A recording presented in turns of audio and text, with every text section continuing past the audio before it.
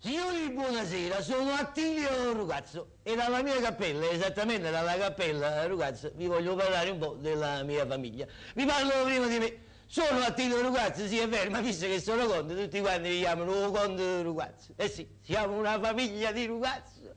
Solo mio fratello si è allontanato, si è dato alla religione. Ne dico io, ti vuoi fare prete, ti vuoi fare, non lo so, vescovo, arcivescovo, quello si è fatto frate, si è chiuso in un convento. E penso che voi lo conoscete, o frate Rugazzi, lo conoscete, è conosciuto da tutti.